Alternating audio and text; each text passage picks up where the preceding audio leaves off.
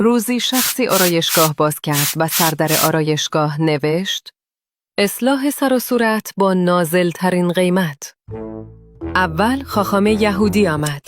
آرایشگر مزد نگرفت و گفت: از مردان خدا پول نمیگیریم. دعای خیر بس است. فردا صبح نان فطیری پشت در بود. آرایشگر گفت: برکت دعای مرد خداست. به به، بوی نان تازه. بعد کشیشی آمد. آرایشگر دوباره پول نگرفت. فردا کوزه‌ای شیر پشت در بود. آرایشگر خندید. چه شغل پربرکتی. شیر تازه، خدایا شکرت. چند روز بعد ملا نصرالدین آمد.